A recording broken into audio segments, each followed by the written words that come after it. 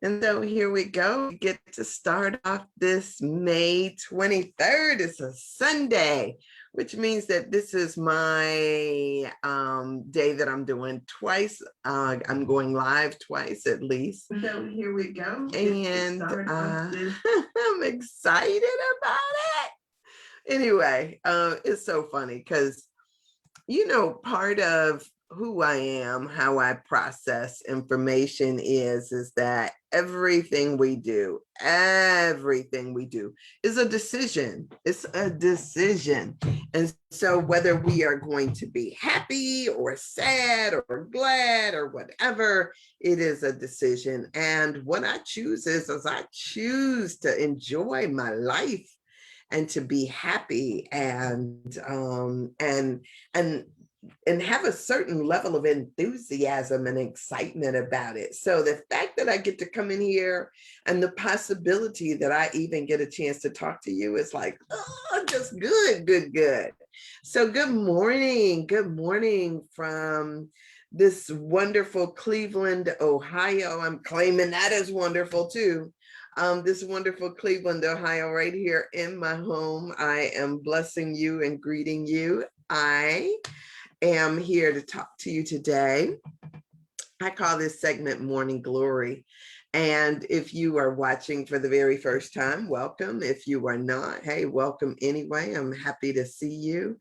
And to know that you guys are, that you in particular are out there. I am, you guys, I am still, somebody I ran into yesterday said that, what book are you guys working on? And so just in case you are tuning in for the first time or you don't know, I am kind of meandering my way through Anatomy of the Spirit by Carolyn Myss. And I usually have my partner with me, Stephanie McCain, who, but she is out of town. And so since she left on Thursday, I have not heard back from her.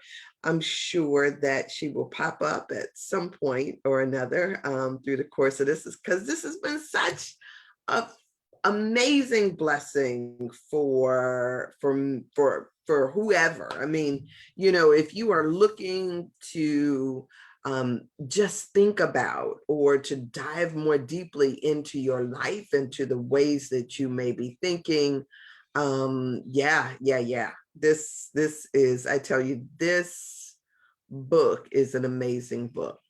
For some reason, I am seeing, maybe it's just me, but I'm seeing shadows in my room, and I was just not understanding what that's all about. Anyway, so today, yeah, we've been working through sort of like we did a precursor kind of step that led us up to this portion, part 2, where we are breaking down the chakras one after another and talking about them, because basically the way that our human energy system works is sort of just like the way that our, like a lot of things we have set up. So our educational system is set up in a way where you matriculate from one grade to the next, to the next, to the next, until you get to, say, for instance, 12th grade and graduate until you go through college. You start out as a freshman and matriculate to a senior, and then you graduate, grad school, everything. And so our chakra system, or our bodies, operate in that same way. You go from first chakra, second chakra, third chakra,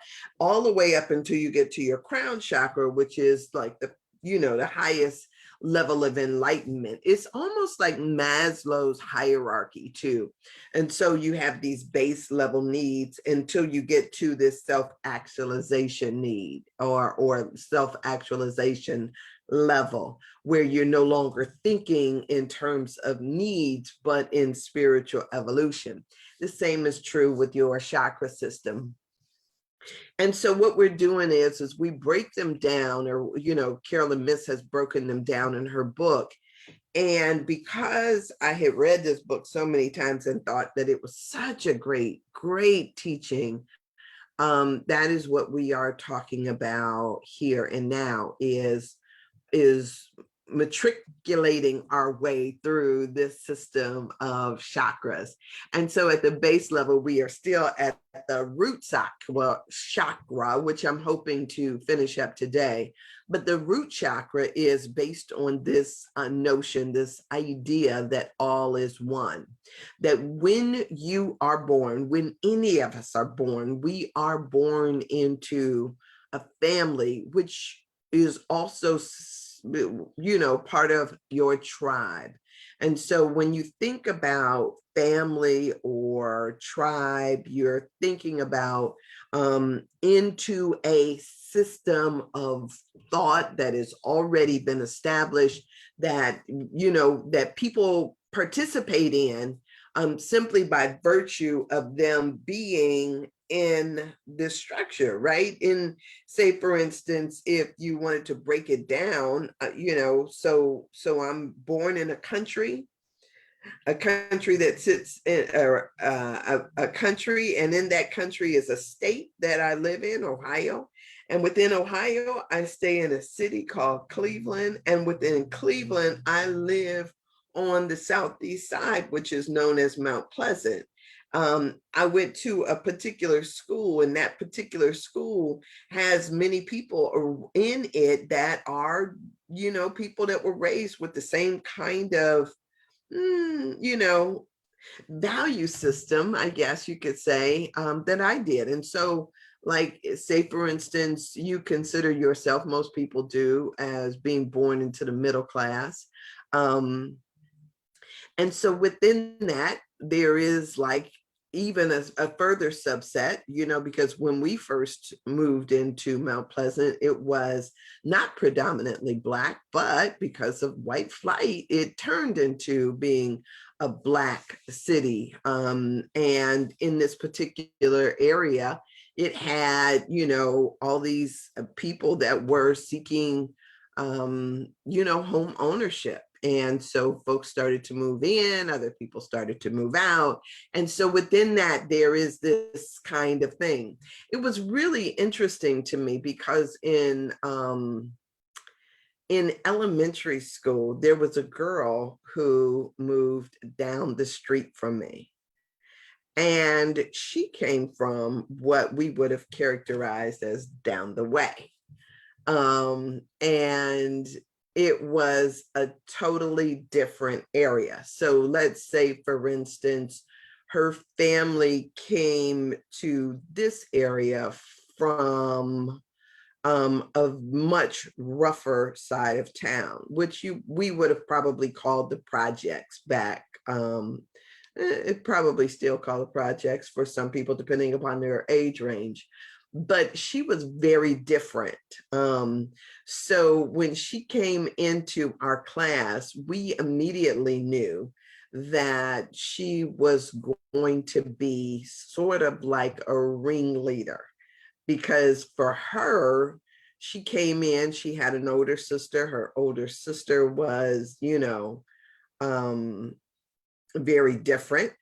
And they were very, at the time we would have thought to be aggressive. And so we were busy trying to, catch up and keep up, because now all of a sudden, whereas before we were just kind of, I don't want to say playing with dolls, but she was like, stepping up the game on us.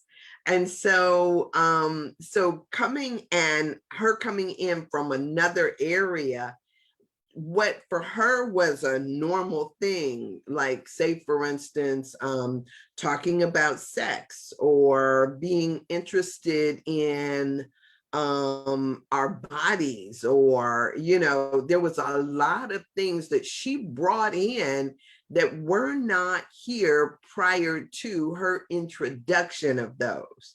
We were like looking like, what do you mean we're gonna get hair, right? Down there? She was like, and then she gonna say, let me see. What? I mean, it was crazy. The same grade, same age, everything. It was just that the neighborhood had changed. And so she brought in a totally different flavor that then influenced all the other little girls that were, where we were innocent and playing hopscotch. She came in like, oh yeah, let me see, just what? Do people really do that as we are, pulling up our little skirts or whatever? Do people really do that? We're thinking like, is that normal? And she was checking for pubic hairs. Who knew, right? Who knew? So all of that is like the context of this thing of tribes, and then how tribes begin to intersect, or how the influence of what seems to be a different tribe, because it was a different region, comes in and then can change the texture of the tribe that you belong to. So all of this stuff is on a tribal sense. And so we've talked about tribes, we've talked about the idea of vibes, we talked about the question of honor, as well as, let's see, what else did we talk about the day before? I think that, I want to, I'm trying to flip so that I'm not, yeah, we talked about loyalty, and then we talked about honor, and today we're going to talk about justice. But that idea of how that impact, that one person moving into our community impacted us. I remember because yeah, there was a whole different flavor and a whole different vibe that her and her family brought to the area. And where before, say for instance, we didn't have, I don't want to say that, we had it was much different. Say for instance, you see someone who has come in to where we have, and I've learned a lot since then too. Whereas we have homes, we have or houses, right? And a lot of them, many of them, multiple family dwellings. So you have two families in a household, sometimes the same family, but there's an upstairs and a downstairs. You have single family dwellings. You've got all of these different configurations, but in the projects is basically every building is formatted or structured the same, and then you have multiple units within each building. And so in these buildings, one of the things that they found out is that it was much easier for people to organize, and to organize in a sense of of seeing the injustices in society and then being able to organize in that context. Now, I remember that when here in Cleveland, one of the CMHA directors, which was Claire Freeman, she talked a lot about changing around the ways the houses were structured so that people did not have to go in through a hallway, but rather had almost like row houses, so that they had an area that was their own, or they felt like was their own, with a little plot of grass and a separate entrance, so that people didn't congregate in hallways or feel any particular kind of way. So this person, when she moved into our area, it was different for her, because she was coming out of the projects where it seems as though people had shared space. And so what I can recall is that that her and her siblings would come over to our house and think nothing of like just coming in. It wasn't like, when I was coming up, we had to go and ask our parents, can I go to so-and-so's house? You didn't just go into somebody's house without permission. And so it was, it was kind of like a big to do, because that wasn't something that we were accustomed to. But for them, it was all just like, I don't know, like you just going down the hall or something. I'm going right down the street and I'm going over here and I'm gonna go in the house. And then at some point I'm gonna say, let me see. Right. So it was all of that, it was that kind of stuff. So, whatever the case may be, that was kind of the experience when I'm talking about tribal stuff and the influences that people bring. Now, so today I'm talking about this question of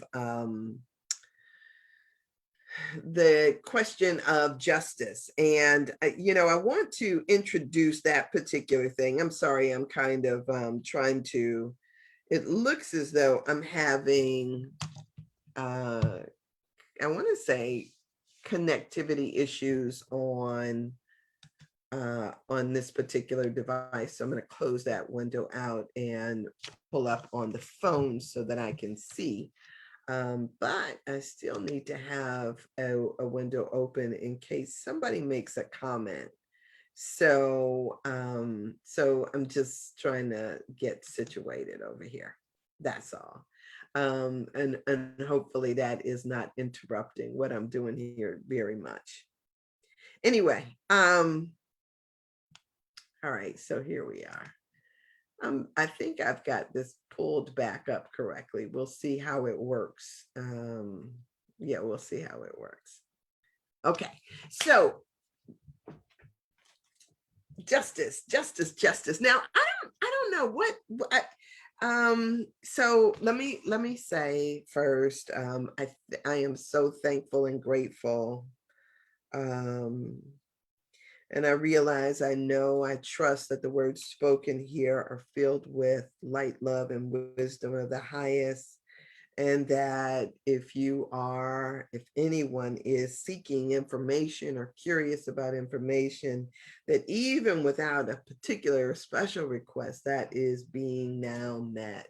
I'm thanking Spirit, God, that there is a divine message here for all who seek that. So amen on that. And with that, let me just talk about justice for a bit.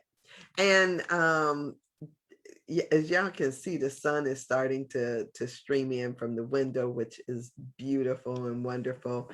But it also looks to me sometimes like it washes me out. So I'll be moving around a little bit. So justice, from the standpoint of Carolyn Miss in this book, is this idea that every tribe carries its own particular justice in instructions or justice, sense of justice.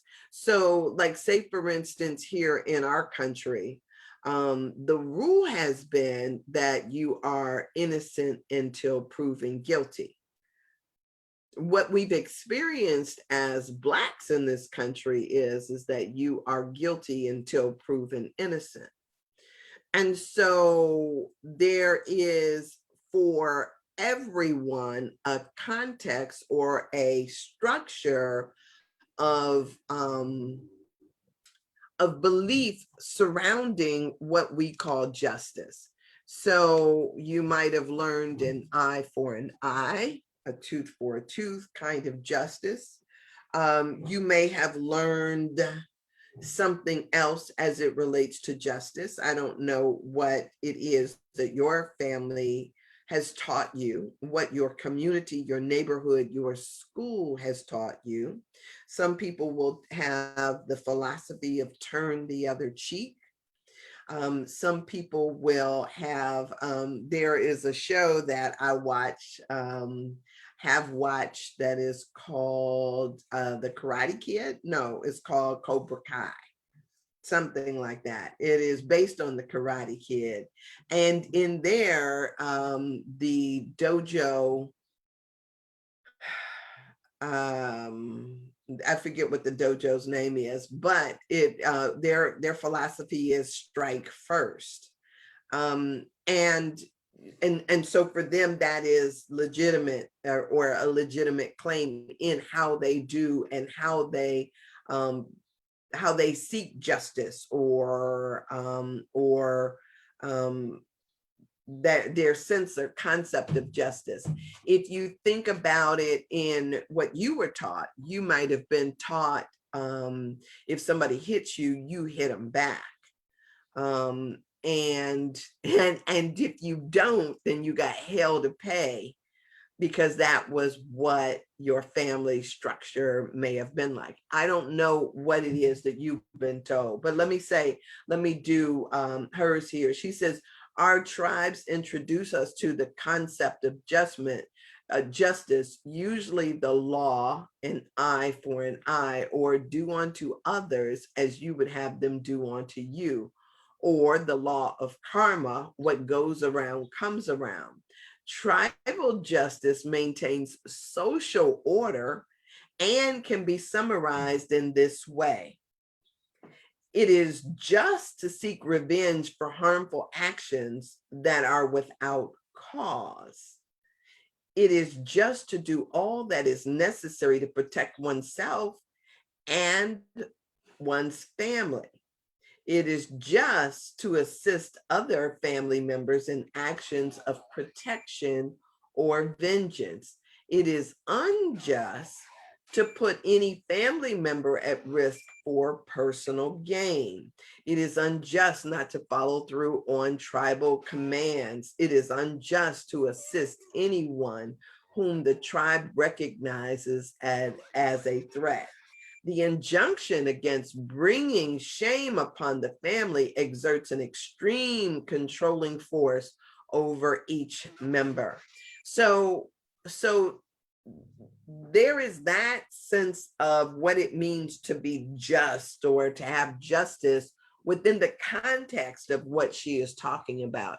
And each person, even if it is not necessarily directly communicated, like as a heading in a book, like this is what our sense of justice is, we learn these things throughout our lives and as we grow up. Sometimes things will come natural to us because there will be naturally people who acquiesce, people who don't respond in a way that is aggressive, I would say. There are people who are pushovers, people who are passive, and that is natural to their character and who they are. There are some people whose sense of justice means that you become dead to them. They no longer even acknowledge you or your existence. There are a lot of different ways that people exert their sense of response for an action. That would be how I would put it. Who determine the response for a given action, and that is determined and plays out sometimes unbeknownst to us in everybody's life. So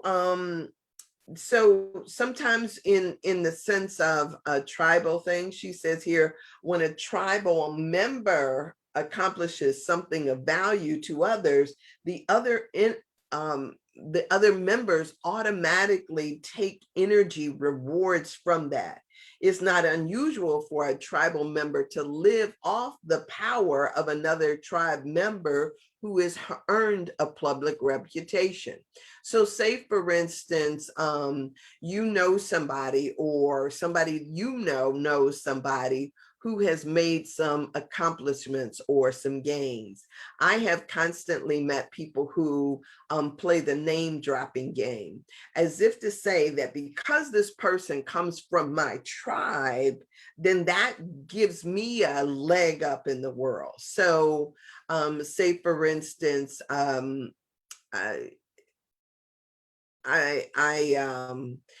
are people that you may have gone to school with, and because you've gone to school with them, you have a certain sense of ownership, or I don't even want to say it like ownership, but because I've rubbed elbows with this person, then that somehow makes me, mm, you know, gives me more credit or more energy with which to operate. So most recently, there have been a lot of people who talk about our Vice President Kamala Harris. And Kamala Harris went to Howard, and she is of a particular sorority, and so because of that, there are people who, of course, um, feel some type of way about having shared space, or or come in contact even, and sometimes not even in contact. Sometimes it is just that this person has come through the same system I have come through, or has achieved something that puts me in direct um, relation to them. And so there is a certain sense of pride. So it could be all the way from the vice presidency, all the way down to something as this person is off of my block. What gives a person street credit? Those types of things. So she talks about this thing of being able to live off of the power of that association or that affiliation. And that is part of this, of this idea about the value that somebody brings to a particular tribe. So and another thing is that I don't know how your family is, but family names carry with them a certain sense of pride, or a certain sense of honor, a certain sense of justice. There was I can remember when I was in junior high school, there was a guy that I dated, and because of his family name, people just didn't mess with them, right? Because they had one of those families that had a reputation for coming down like a sledgehammer on anyone who dared even, like utter the name. I mean, it was fear. It was just crazy surrounding that.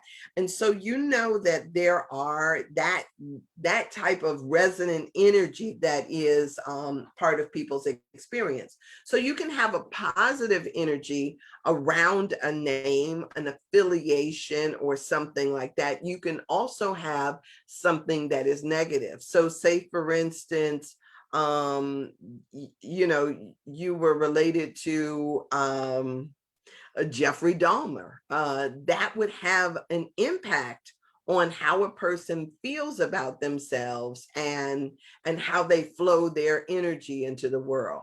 If you lived on Imperial, here in Cleveland, that would have people feel some kind of way around the things that happened as a result of the things that happened on that street, and whether or not people were duped, fooled, believed it. So every community can have its own vibrational energy around it based on the things that have happened there. And so with that, it kind of goes to this tribal thing, whether or not there is a positive correlation to it or a negative correlation to it. And so these things are interesting in how they play back. In certain areas, you would see people who get along just wonderfully, who are able to work through issues. You see school systems that really treat all of their students equally and acknowledge them. You will see others that will, and sometimes in particular classes, you will see the mistreatment all kinds of things that are done. All of these become a part of the identity of a community, of a tribe, and of people, and we can carry those things with us. And so she said, she asked the question, so what's in a name? I remember when I was in junior high school, our teacher was asking something about, like, what are we most proud of? And I don't, I sometimes I don't understand, even in retrospect, what the point of some of the exercises were. But they would ask you questions. And then to me, it seemed as if they would then swat them down really quick. And so, I often hear Rhonda talking about a creative writing professor that she had when she was in college, where he asked the class what it was that they wanted to do or what was their dream or aspiration. And as they were going around the room, she said it got to her, and she said that she wanted to be a writer, a full-time writer, and that she would write every day from her beach home. And she said that the professor laughed at her and said, good luck with that. And it just really baffled her, like, what is he trying to say, that I don't have the talent or the ability to do that? So in my particular case, it was I was in junior high school, I do believe, when and certain professors or certain teachers would ask you questions. And so I remember a teacher asking, well, what are you most proud of? And I said something like, well, I'm a bishop. And he looks at me and he says, he was like, you didn't have anything to do with that. That was just what you were born. And so that is like, that's nothing to be proud of, which was one of those things, like I was feeling some kind of way about that. Like, what do you mean that's nothing to be proud of? You might not know the road over which we have come to, that gives me a certain pride in my family, who we are and what we've done, the value systems, all of this stuff. He didn't know me, he didn't know my family. And so I felt some kind of way about it. Another instance was teachers in high school. My teacher, they were going around the room and they were asking everybody what they wanted to be when they grew up, or what they wanted to do with themselves. And so everybody is giving out these answers, and and everybody was, it wasn't like there was a lot of at the time, at least in my estimation, there wasn't as if there was a lot of examples or possibilities of what you could be. I mean, there was, of course, nowadays you hear kids and everybody thinks they're going to be professional sports athletes, right? Everybody thinks that for some odd reason. And then, and they say it with such confidence, like, yeah, I'm going to be a, professional football player. And it's like, dude, it can, I mean, 10 of y'all done said this in one class. Are you even on a team right now is part of the question, like, so, but even when I was coming up, I don't remember that being a career aspiration, right? I don't remember hearing stuff like that. And so as people went around the room, they were talking about what they wanted to do and what they wanted to be. And I remember saying that I wanted to be, I wanted to sit behind a desk. I wanted to, work at a desk and, something, but I wanted to be a professional that worked at a desk and had my own office, that kind of thing. And the teacher asked me, as if it didn't compute, well, what do you think your husband will say about that? And I was like, I'm not getting married, right? I'm not getting married. And they were like, what? Everybody in the class was like, oh, you can hear that collective, like, oh, like everybody's looking at me like I've got some kind of like, whatever it was. And so, I remember thinking to myself, like, what's wrong with y'all? What? I'm just thinking, okay, Why is that so? And so what the teacher then explains to me, explains to me that it is a woman's responsibility to marry and to have children and raise those children as if there was nothing else that we were good for or could do other than to be a wife and a mother. Now, if I wanted to add on something to that, that may be cool, but that is my purpose for being. I was like, what the hell? Where you get that from? Right? Like, no. I was like, no, I can choose. I can choose something else. And so I will tell you, it wasn't until I actually went into therapy that I dealt with the shame that I felt for not wanting to be a wife and mother to anybody. It was as if somehow I had gotten a scarlet letter because that was not my choice. And so I, for a long time, I just didn't talk to people about it. For the longest, when I dated somebody, I didn't say, I don't want to have babies. I just broke up with them when I found out that they did. That was just what I did. And so it took me a while. I must have been darn near 30 before I was able to even own that. And so all of this is part of how we see ourselves, and this idea, this question of identity when we're dealing with these first chakra issues, what our tribe says, what our tribe feels about it. Because even on a tribal level in this system, somehow we get, I don't even want to say that they're hidden messages. Sometimes we get messages about what's okay and what's not okay. And we feel as though we are swimming against the tide when we want to do something that doesn't fit within what the tribe says is okay. And at a certain point, that is part of our individuation. Not in every community or every place do you see where people celebrate your differences.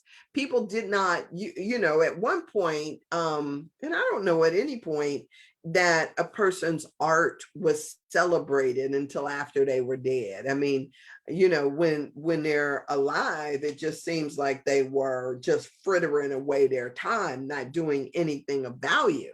And we can see how marginalized people have been, whether it has been musicians or artists or different people. Some people will see the value in that, but not all. And so a lot of times you will see those types of things. But she says here, there is a great deal in a name, the energy of pride or shame that is transmitted from a person's first chakra, right? Violating tribal justice, on the other hand, can cause a loss of power to an individual's energy system, so much that one may feel permanently ungrounded and have difficulty forming relationships with other people. We have seen people who have been excommunicated from churches or kicked out of particular neighborhoods. And that too, carrying a shame that not only impacts the individual or the person who was shamed, but also impacts other people who may have been in association. And so all of this is and goes into this idea of that first chakra tribal stuff.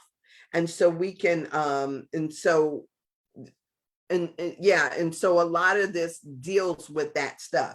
When you have issues with your family, those resonate to that first chakra anal stuff, and can cause dis-ease in any number of those areas. And I'm going to let me just kind of remind you of some of the dis-ease in that first chakra stuff, because I think that sometimes it's important to kind of flashback or to go back on some of this. So first chakra stuff is physical body support. Remember, we talked about the frame. So we talked about being true and honor. It's at the base of the spine. It deals with legs and bones. So I'm going to share with you a story about a man who was dealing with a lot of chronic pain, especially in his legs, his feet, rectum stuff, whether we're talking about colon cancer, and our immune system. Our immune system is what supports our health and healing. So the physical dysfunctions from some of these areas can be chronic lower back pain, sciatica, and you know that that's radiating pain coming from your back and shooting down your legs, varicose veins, rectal tumors or cancer, depression, immune related disorders. That is why people, well, depression, one of the reasons why people tell you a good way to stave off or to deal with depression is through walking, is because that lower body activity causes you to, it sort of lifts some of that. It lifts it in a way that walking is an amazing opportunity for you to do a repetitive activity that takes you deeper within yourself, especially if you let your mind float. So walking is amazingly good for you. However, doing so alone works better than doing so in a group, because it does allow you to do some thinking. It sort of loosens some stuff up for you. So so so here she says is that the tribe usually believes that there is a human logic to the things that happen. And so it is the reason why, as if there has to be a reason for why something happens. It just can't just happen. It's like it happens for a reason. And sometimes people are looking for that. They want to know why something happens. And within a tribe, that she's saying that usually occurs. Some people, she says, futilely spend years trying to discover the reason why some tragedy or something happened, as if to say, I could have caused this, right? Like I could have made this come into being. So say, for instance, just like I had a cousin that was killed. And the first question is you want to know is why would something so senseless, so heinous, so terrible happen to somebody who's only 20? What had he ever done? What, you know, what would have caused? And so there's a question of why. And sometimes there is no why, right? Sometimes in the moment, you don't see the real reason that is there, but you spend you know, some people spend lifetimes trying to understand why this happened to them. So, and so sometimes we endure painful things and we don't, you know, there's no rhyme or reason. Sometimes it is just because that is part of the lesson that people are here to give us. Let me give you this example, because one of the things that I know is that on a spiritual level, we have a different understanding than on the human level, right?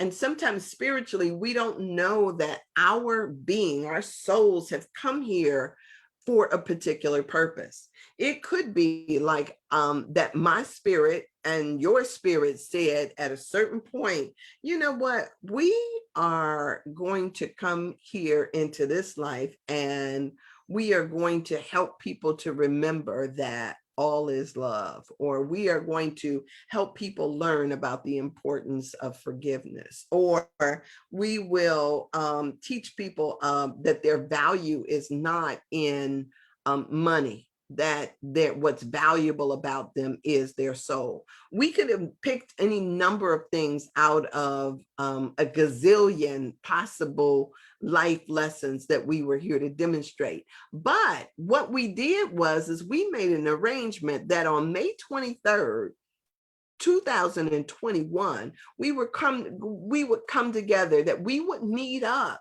to do something significant and powerful to get that aim across. Now, I don't know what that may mean. Because I don't have a recollection of what happened before I took on this body form. But I know that there has been this gravitational pull that has brought me to this moment and apparently brought you to this moment because there is something that we came together to do.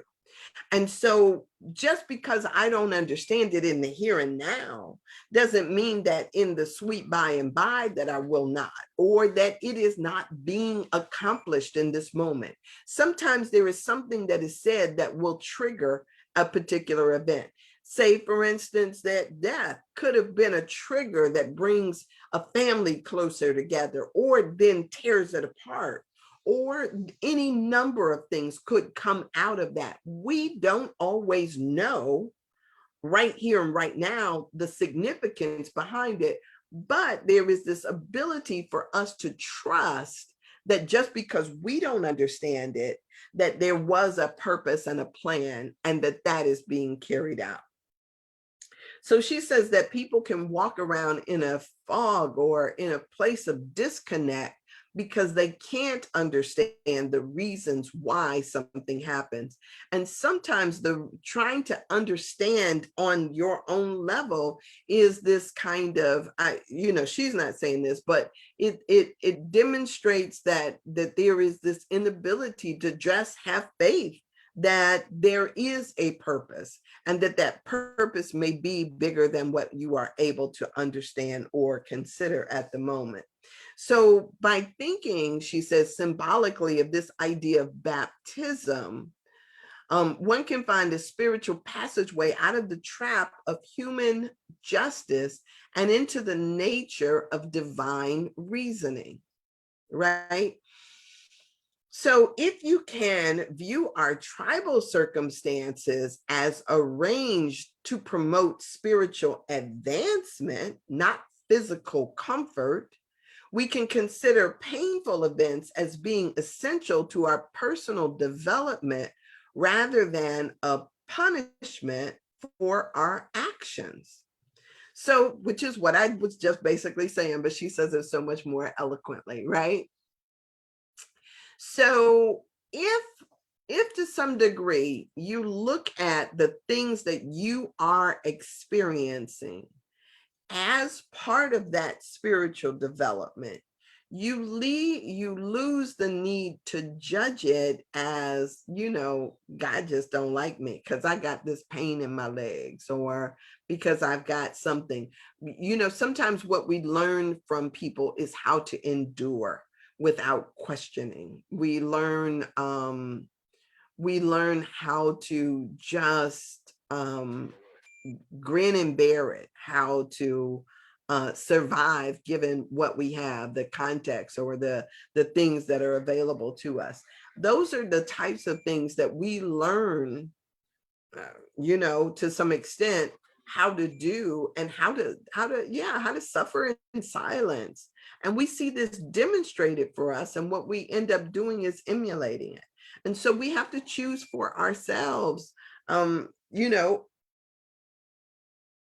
our belief about this, our belief system, right? And sometimes we just have unexplored beliefs. Those that we go unexplored are basically ignored, and they just continue to play out in our lives. So when tribal justice obstructs our spiritual advancement, right, we need to free ourselves from the authority of we need to free ourselves from its authority over our individual power choices. Because sometimes what we feel like is that, this idea of seeking justice for a wrong doesn't allow us to take a different vantage point, or it doesn't allow us to make changes or the adjustments that are necessary to have spiritual growth or a different insight. And so I think that is a really powerful thing, because sometimes we have to step back and say, wow, this really could be happening for our good. But because other people are instigating, that's what I would say too. We got instigators. That was how things used to happen in the courtyard or in the schoolyard where I went to school at. Everybody is instigating. You gonna let her talk to you like that? You gonna do something? You ain't gonna. And so what you do is you end up doing something that wouldn't even be your choice based on what your tribe is saying to you. Your tribe is saying to you, girl, you better go fight. And I'm sitting up there thinking like, well, wait a minute, why should I be offended? I mean, you know, why? Why? Right? And so it becomes this question of whose authority, whose whose thing am I going to choose what I'm going to think about something and then do it based on my thinking, or am I going to let other people dictate to me how I'm going to act in a particular situation? And that's a choice that all of us get to make. So she gives this example of a man named Patrick. You know, she changed the name of all these people. Give me a sec.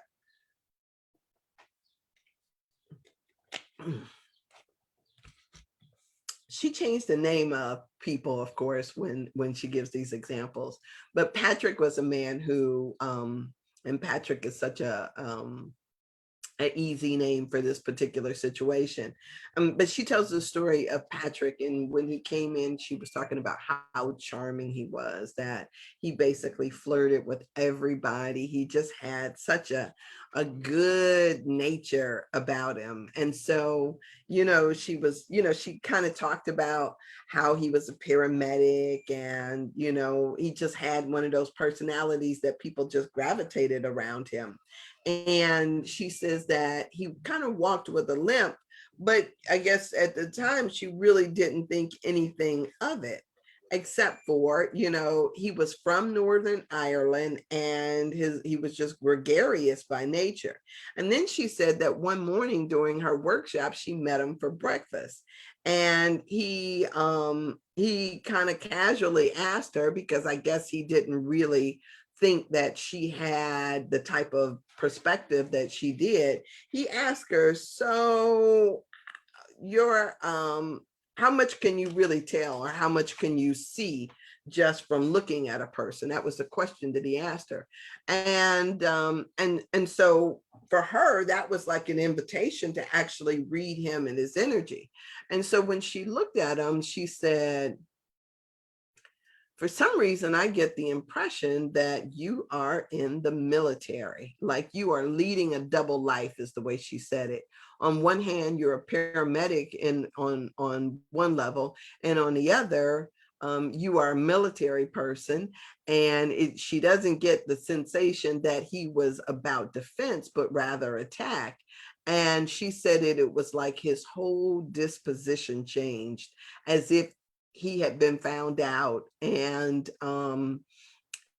she could tell from his response that this clandestine activity that he had that was militaristic had something to do with him being Irish in the northern Scotland area. And that she was like, I couldn't tell if he had taken lives or what it was that he was doing, but it was an immediate shutdown. And then he left the conference after that, because I suppose he showed more than what he may have desired to share. When and so this was so significant, because what she said is that in spite of, she did tell him before he walked away that the reason why he had the pains in his leg, or that his legs were unable to heal from an injury he had, was because of this particular background that he had going on. And so she says that he was incapable of breaking away from his military tribe, because that is definitely a tribe. Anything that is a gang or a group or team or anything like that, that is definitely a tribe. But his inability to break from that tribe, regardless of the cost to his personal health, and conflict within himself, was Let me just read what she says, because I'm messing this up. She said he was simply incapable of breaking away from his military tribe, regardless of the cost to his personal health and conflict between his sense of personal justice and the atmosphere of righteous vengeance that surrounded him. And so sometimes, and this is what's interesting to me too. Sometimes we don't recognize how much of the stress that we have is stress that is related to our tribe that we ascribe to. And because we are a part of that tribe, whether you feel like you are on the front line of that tribe, or whether you are following just in lockstep with the leadership, there is a certain amount of stress and on guard kind of feel that you carry with you in being in that particular thing. Now, that is part of an ideology. It is part of a way of being. And let me tell you a couple of stories that I can relate to you about that. I'm looking for my pen. Here it is. And I'm going to tell you about that. And what was the other thing that I was going to tell you about?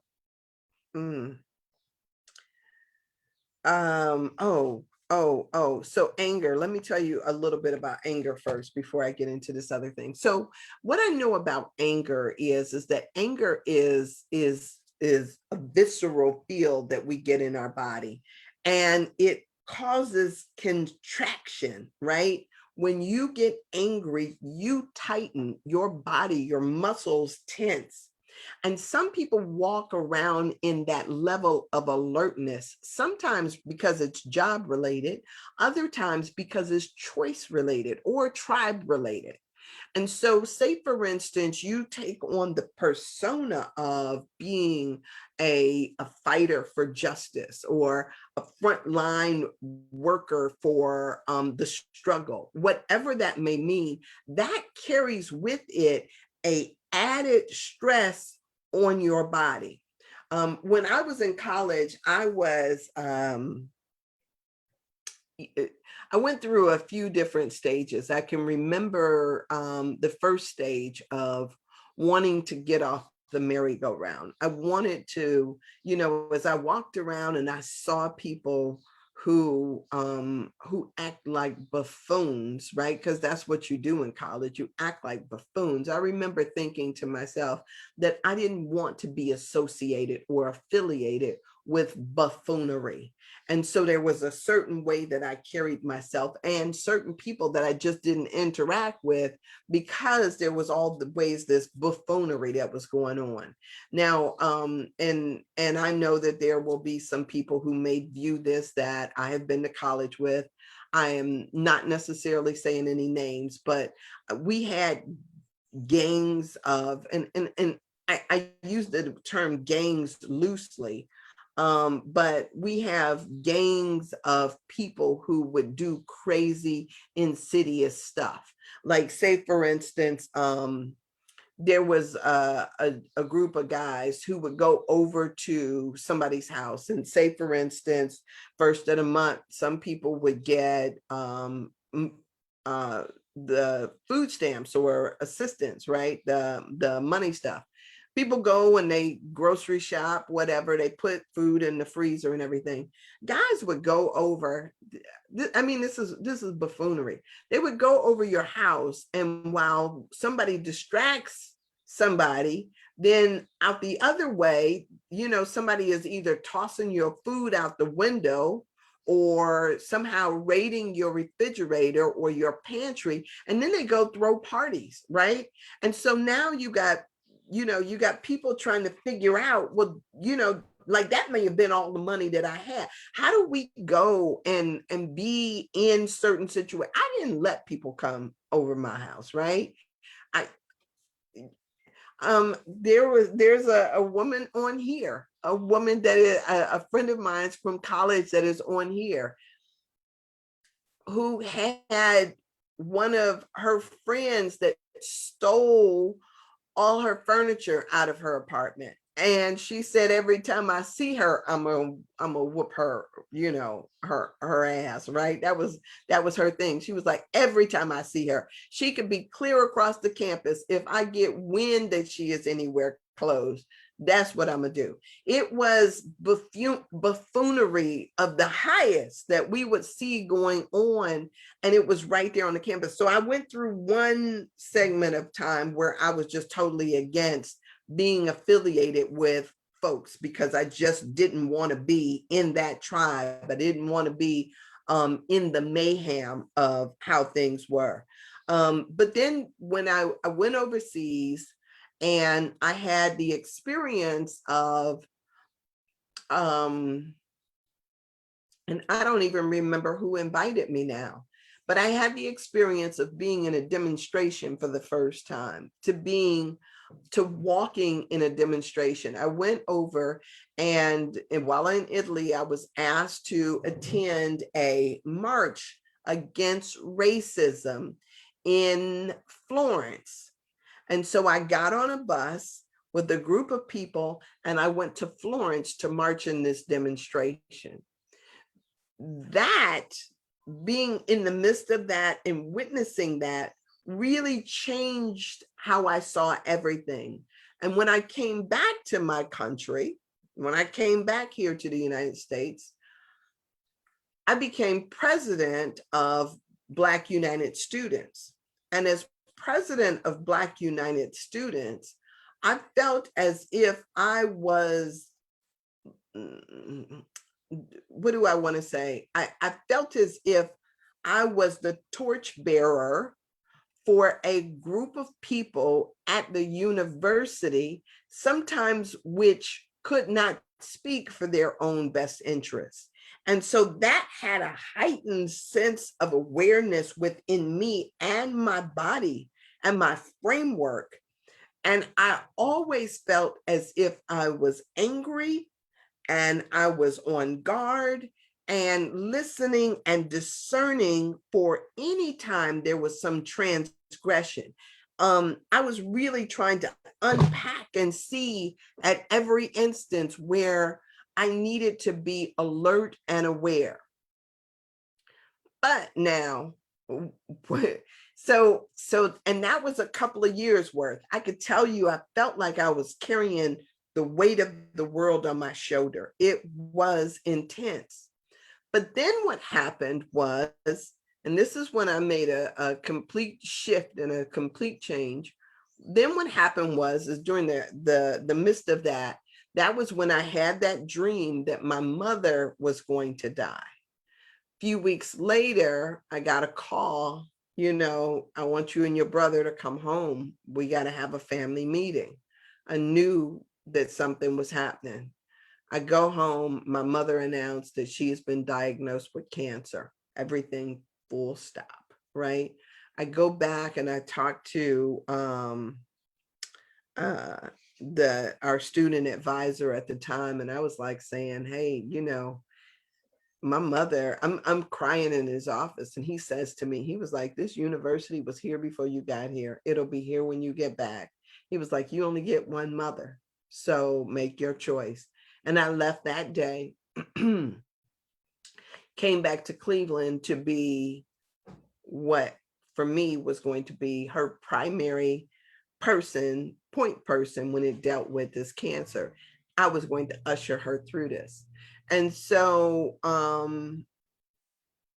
at a certain point, being there, having to leave my university, leave my role as a torchbearer, as this person who was guarding, who stood between administration and the students and all of these things, coming back here to take care of my mom was a total shift. It was a total, complete shift. And I remember asking myself, as I sat by her bed and watched her day in and day out as she struggled with, not only going through chemo and radiation and all the other struggles that we went through, I remember asking myself what really mattered, right? what really mattered? That was, and I don't know about you. I don't know if you ask yourself questions like that. What really matters in life? But what, you know, it, there were people who didn't even come to the house anymore. People who were like close to her who didn't come to the house anymore. And so I pick up the phone and saying, hey, what's up? What, you know, she laying here all day and, can't even, your ass was at our table every week and you can't. And so then you hear people say, well, I don't know what to say to her anymore. To me, that was like really interesting, because one of the things that I was like saying that your absence is saying something, right? Your absence is saying something. And so sometimes it's just showing up to say you and your life mattered. Sometimes it's not even saying anything. Sometimes it's just that you matter to me. And so as I asked myself the question about what was important, for me, that realization came that year. And I decided that above all else, this idea of love was primary. Not just who I love, but that I love. Right? I am love. That was my mission. That became what my life was all about. And so I had to take off that armor of anger. I had to take off all of that stuff and sit it down to the side and say, I'm not going to study war no more, right? Because that was the energy that I was walking in.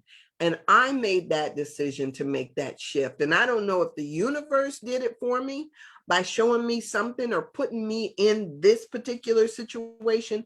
But when she talks about the next thing where she talks about is that the only real justice is divine justice. When she talks about it, and she talks about even Judas had a purpose in the Bible. We want to look at Judas and be mad at Judas for betraying Jesus, but Judas was playing his role. Judas did what it was that he was supposed to do because it was all part of a progression. And without somebody to play that role, then the betrayal wouldn't have happened, and the overcoming of that betrayal wouldn't have happened. The example for loving and loving anyway wouldn't have happened. All of this stuff, it happens by necessity. And sometimes what we need to do is see that there is a divine plan that supersedes our human reasoning, that we need to allow to unfold and to trust. Oh my goodness, just to trust. And so yeah, that is, I think that was, I want to say that was my, what I wanted to talk about. And I'm not finished with this section yet. I still have a little bit more to go, but I think what I need to do is to leave it there. Let me, this other thing, because I've got something else marked off to read here. It says, and a person can't easily change the ways things are done. Vengeance leads to more vengeance. One's week, 1 week it's my legs, the next week it's theirs. Oh yeah, this was the guy that was talking about his how he felt about his role in this military position that he was doing. And so from his estimation, he had no choice but to do what he does, what he was doing. But we always have choice. That's the interesting thing. We always have choice, but we don't always feel as if we have choice. Sometimes life is kind enough to make those choices for us, and sometimes not. Sometimes the ways in which the choice is made for us is not so kind. I could say that if I was looking at the ways that I was moving in the world. So for me, I was very confrontational. I was very angry. I was working on the behalf of the organization and the students, and doing all of that stuff, I was carrying around a lot of anger. Then my mother got sick. One might think, oh, the universe is not fair. But if that was what it took for me to make a shift from anger to love, then, okay, okay, okay. Interesting, isn't it? So, so knowing why may not always be possible, but having a sense of trust, I think that absolutely is. I think it's essential. What gets you there, I don't always know. Sometimes it is things unfolding just as they unfold. Sometimes not. I don't know. But just trusting that everything does work out is an amazing space to sit in, to hold. And then asking yourself the question about why, whatever it is that you're dealing with. Sometimes you may not ever know why, but there may be a divine answer in your plan too. Who knows? All right. So with that, I am going to bless you and thank you for being here. I will be back at 1 p.m. today to do my talk on behalf of Agape Renaissance Center. So you can join me at 1 o'clock if you can. Otherwise, I will be here again tomorrow. I will take up right where I left off with this question of justice. We will move through this so that we can then move on to the second chakra, which is up next. And that second chakra, I think, is about power in our relationships too. And that one will be good and juicy. So thank you so much for being here, for watching, sharing with me in this moment. And if you get any insights or any reflections or have any questions or whatever, you can always, if you don't want to put them in the comment section, you can always put that in a message to me here online. I am still meandering through this book, Anatomy of the Spirit by Carolyn Mess. All right. Thank you so much. And I'll see you at 1. God willing, and the creek don't rise. All right. Take care. Have an amazing day.